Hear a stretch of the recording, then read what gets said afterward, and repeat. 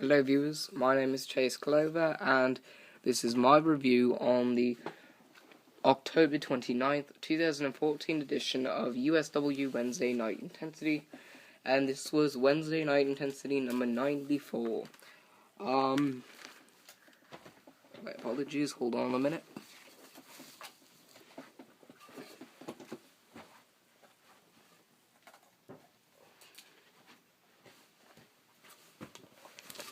And now, let's get underway. This intensity was very good. It was well played out, well scripted. The storylines were fantastic. The matches were awesome. The main event was pretty interesting, and may have seen a lot of character development and a lot of character advancements. Not just storyline advancements, but character advancements as well. Show is well deserving of a high rating. I can't really give it a rating because it is not a pay-per-view, so I have to just go along with what to talk about, and then talk about that as we go on. So let's just start by getting into it.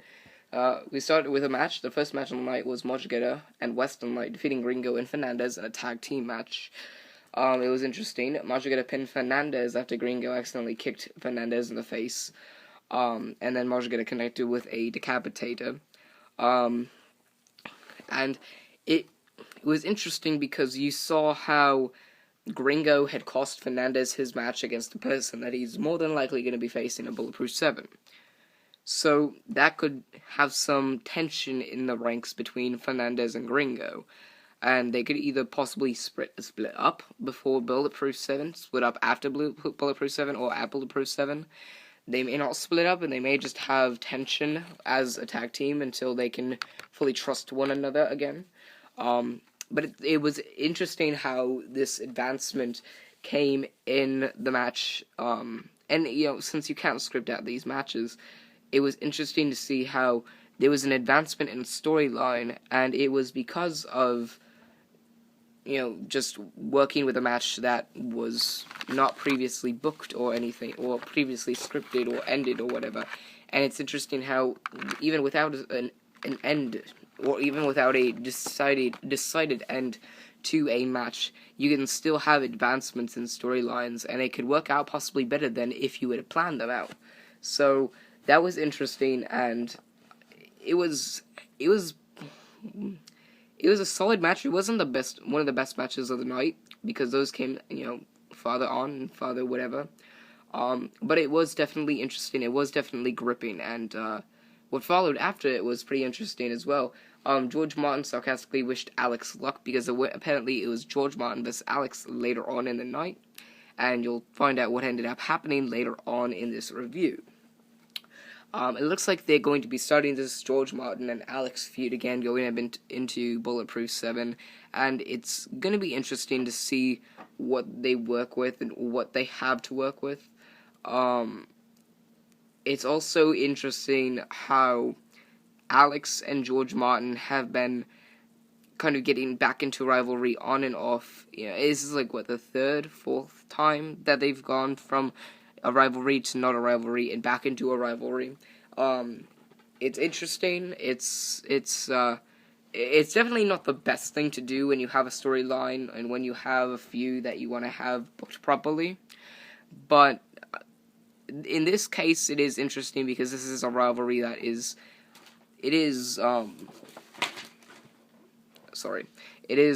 definitely a rivalry. I apologize. Okay. It is definitely a rivalry that is underrated, and not too many people really realize. Sorry. Things are falling in between and everywhere.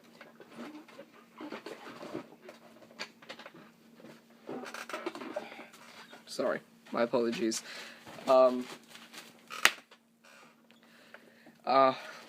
Sorry, where was I? This is definitely an underrated rivalry, and it has been since it started. Not too many people expected it to be good, just because, they were a former tag team, they were brothers, so they didn't know how it would work out. And it's worked out pretty well. It's just because of that, it has not been looked at as a good rivalry or as a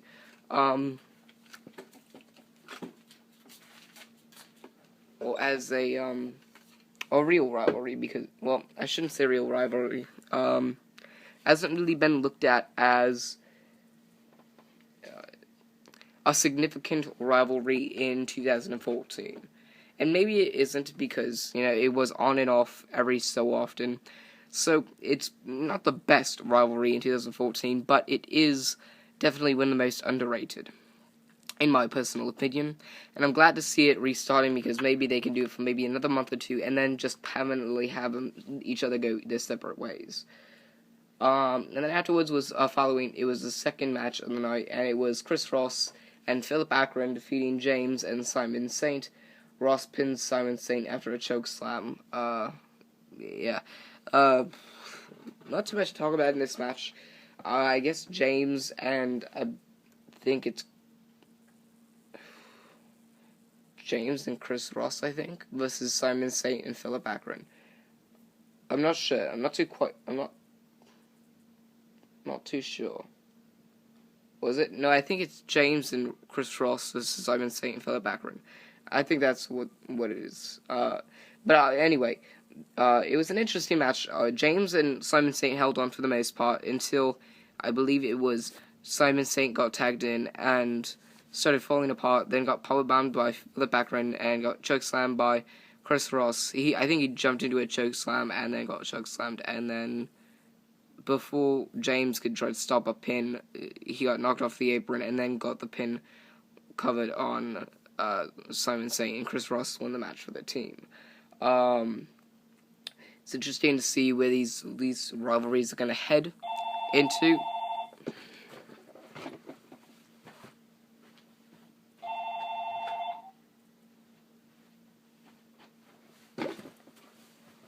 So apparently New York is calling me.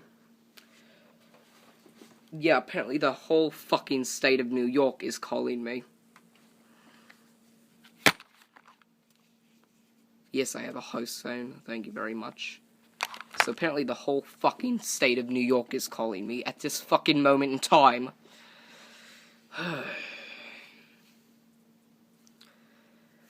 Anyway, sorry for that bullshit. It's an interesting rivalry. I'm interested in seeing where these rivalries go and into Bulletproof 7. And before I start talking like a lunatic, even though I already am, and before I decide to throw myself under the wall because I'm very pissed off at what's going on right now, and then take the house phone and shove it through the fucking glass door that's in my fucking building, and then throw it and break it into a million pieces, and then step on those million pieces to make it into a billion pieces. Before I do that, I'm going to shut up. Anyway, afterwards was the Benny Franklin and Ezra Kills scene, going to Enigma and telling him not to screw up in the match against Capital and DHIG, and Enigma rebutted by saying, "I don't think you know me. I've been in here for years. You've been in here for a little while. You're nothing compared to me, and you never will be compared to me. I have been I've been the champion for a long time. I've been the face of this promotion for a long time, and I'm not going to let you take this championship away from me. Definitely not tonight, and definitely not at Bulletproof 7. And that's pretty much what he said. And then Ezra Kills said, "We'll see about that. Just to, polish that championship belt up for me in 5 weeks." And then they went on their separate ways, at least for a little while in the night. We then entered the third match, which was Blade with Dustin Raymond in his corner, facing Switchblade with Dwayne Porter in his corner. Blade defeated Switchblade, and he pinned him after a backflip. That was it. I'm not going to talk about this match because it was not good, and I'm not going to waste my time on it. So after that match, we had, once again, another scenario, and that was Fernandez challenging Moshigeta to a match at Bulletproof 7 for the international title. And then Moshigeta accepted the match. They shook hands, and Fernandez spit in Moshigeta's face, and then walked away, and Moshigeta shook his head after wiping off the spit. That signifies that, obviously, they're going to be facing a Bulletproof 7, which is no doubt about it. And let's see what happens with this rivalry. I don't really want it to die down, but I know it has to at some point, and I think right now would be a good time, even though I really don't want to see it, be taken down. As, I don't want to see this rivalry be cancelled. Not cancelled. Fuck me. I don't want to see this rivalry become, just dissolved, because it's a very interesting rivalry, very interesting storyline. And even though that's the case, I know it's got to end, and I think right now would be the best time for it to end. It's been going on for a few months now, and I think it's time for a break. This may be the last match, and I think it will be, and I hope it will be. Afterwards was the 4th match on the card, and it was Anarchy defeating Crimson Red, so Blue Belt Champion defeating former Extreme Champion. Then Titanfall came out and confronted Crimson Red and told him he wanted a match against him at Bulletproof 7. It was a pretty good, turnaround.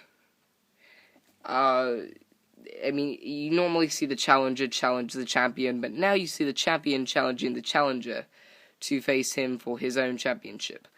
Which was interesting, kind of shows that this character has developed to a point where he is now a fighting champion. He wants to fight and retain the championship properly. He doesn't want to have to, I guess, face easy competitors to beat. He wants to, I guess, prove himself, which is something you need to do with these minor championships in order to get yourself to climb up to the major championship roles. So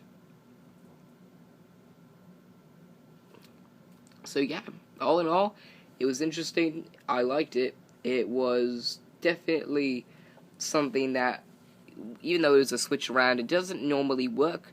It worked in this case scenario, and that's all that I really have to say about that.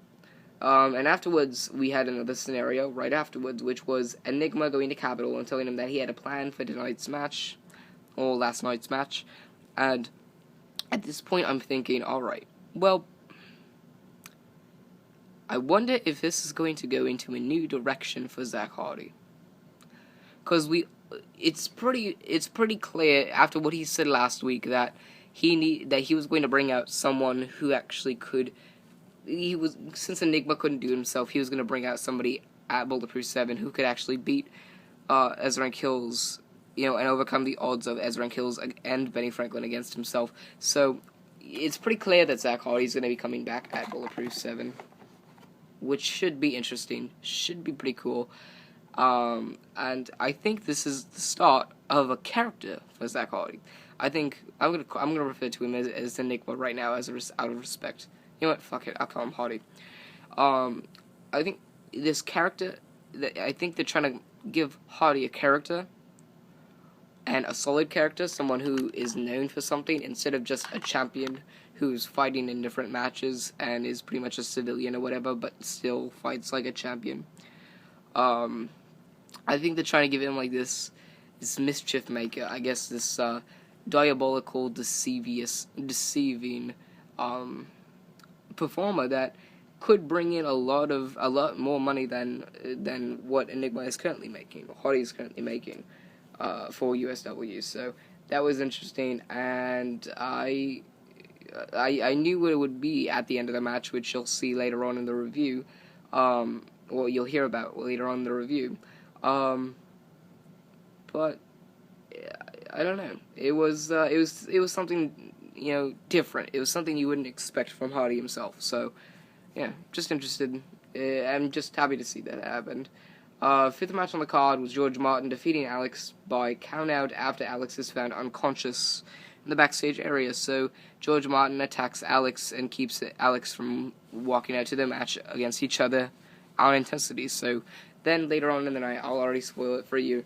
They're going to be facing a Bulletproof 7, so let me just spoil that for you right there. But now we get into the serious things, guys.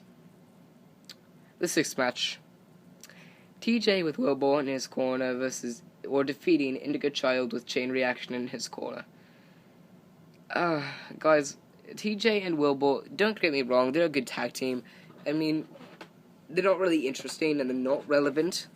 They're irrelevant, but I mean, they're a good tag team. They work well together, but I don't see them being champions. I don't like where they are headed as a tag team. Not that they're headed down a bad path, even though they really are headed down a bad path. It's just,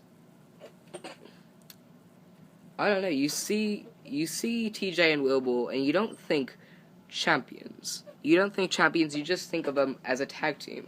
Whereas Switchblade and Blade, you think champions. The Martin brothers, you think champions. Who else? Chain Reaction, Indigo Child. I guess future champions is what you could see them as. Fernandez and Gringo, you see them as champions. You see Benny Franklin and Ezra Kills as champions. Canon and Prophecy for the meantime, as well as a tag team. But TJ and Wilbur, unlike Canon and Prophecy, TJ and Wilbur are irrelevant. They haven't held the tag team championships. They haven't really gotten too many chances to compete for the tag team championships. They haven't done anything productive except wrestle. And they haven't won too many matches as well. So, I mean as a tag team, not individually. So I just feel like TJ and Wilbur, I don't know if it's time for them to disband. They've only been as a tag team, as a unit for a few months. But I don't think it's working out, and I don't think it's headed down a good road when it comes down to recognition. So that's what I'm going to say about that. And TJ won after Indigo Child missed with an elbow, I think, and TJ hit him with the elbow to the head that he does. The chin walk or something, whatever he calls it. Or the rigor mortis or something like that. But TJ ended up winning, and that was pretty much that. Because afterwards we had a scenario, and it was Hills and Franklin. I guess it's like bully segment type promo. Even though it's kind of like the nerd doesn't really, start wimping out. He kind of just stands his ground or whatever. But Benny Franklin and Ezra Hills confront Enigma and tell him that he will get what was coming to him, and they kind of start pushing him towards the wall or whatever, and start telling him that he is not going to walk away from Bulletproof 7 as the champion, and that he was not to fuck them over that night because they had a match that they needed to win, and even though they could do it by themselves, they had to have Zach Hardy scheduled. They had to have Enigma scheduled as their partner. So Enigma just stood his ground. He said, "I'm not intimidated by you. I don't find you intimidating at all whatsoever. And if you really want to be a good, tag team and work well together, then you need to focus on working together. And one of those things about strengthening your tag team or your teaming abilities, and just beating me down or whatever does not change a thing. I've overcome odds greater than 2-on-1. It's gotten to the point of 6-on-1, and also if you beat me down here, then you're not going to have anybody to team with against the team you're facing tonight. So yeah, good luck with that, and see you later." So then he pushed his rank heels aside and then walked away. Pretty badass, and it was definitely something that's set up for what happened later on in the night. And then afterwards was another scenario, and it was Alex fighting George Martin and telling him that he had no choice but to accept to fight him at Bulletproof 7 in a cage match. So at Bulletproof 7, you will see a cage match going on between Alex and George Martin. That should be a match that you should look forward to. That is a match that you should be interested in, and that should be one of the better matches on the night.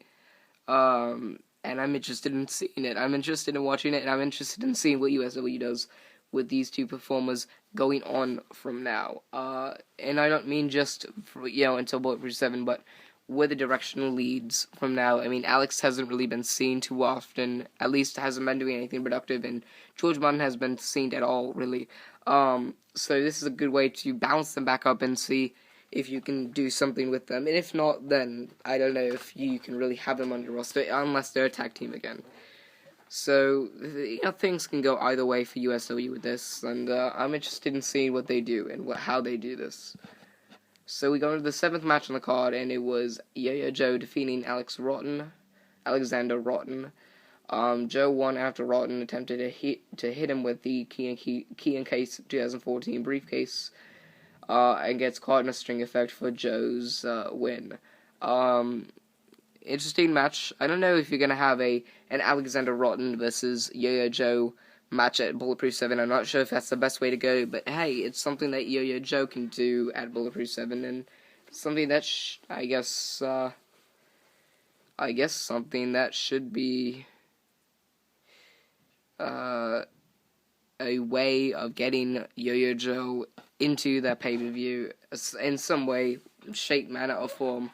Just have a backstory to it, because you kind of have a Yo-Yo Joe match without having something interesting come from it, because just a Yo-Yo Joe match won't be anything interesting. So, we'll see where they go from here, and we'll see what they do. I'm not sure what they're going to do with Alexander Rotten. Seems like he and Hanasli, who are the two that have won the key and case matches in 2014 and 2013, Hanasli.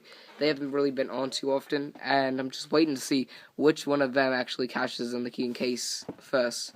So that should be interesting. Should be pretty funny as well. So, afterwards, we saw Benny Franklin walking out to commentary, and we had the rest of the guys walk out and do their entrances, and then Enigma enters last, and he has 2 bags of powder. And I don't mean like baby powder, I don't mean like whatever powder. I mean like powder, like sugar powder, sugar, whatever. Well, not powder, sugar. Sorry, powder, but like actual powder. Powder. So he brings out 2 bags of powder, and then the match starts. So I'm thinking to myself, what's he got going on? What's going to happen? What's going on? And we ended up going into the match, and it ended up becoming Capital and DHIG defeating Enigma and Ezra Hills. The way that this happened was Capital went for a capital punishment on Hills, but Hills moved and he missed, or he ran away trying to tag in Zach Hardy or Enigma, and Enigma held up a bag of powder, and the bag exploded in Ezra Hill's face, and then Ezra Hills got hit with a capital punishment, and then Enigma picked up the other bag of powder and threw it at the commentary table, and it completely exploded. So we pretty much had like these firecrackers in these bags of powder, and it doused the commentary team as well as Benny Franklin, and also doused Ezra Hills. Hills got kicked with the capital punishment. Capital won. Capital pinned Ezra Hills for the win, and then that was it. Ezra Hills got pinned, and Enigma came in and said Hills got what he needed, and Franklin got exactly what came at him, and that's pretty much what ended the show. He threw the microphone, and that's it. His music played, and he left, and that was the end of the show. So, all in all, interesting, funny, creative, and enjoyable show.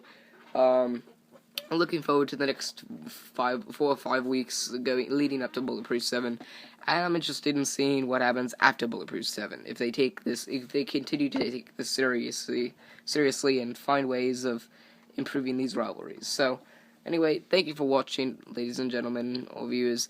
That was my review on the October 29th, 2014 edition of USW Wednesday Night Intensity, number 94. Remember, everyone, to like, favorite, and subscribe for more. I'm Chase Clover, signing off.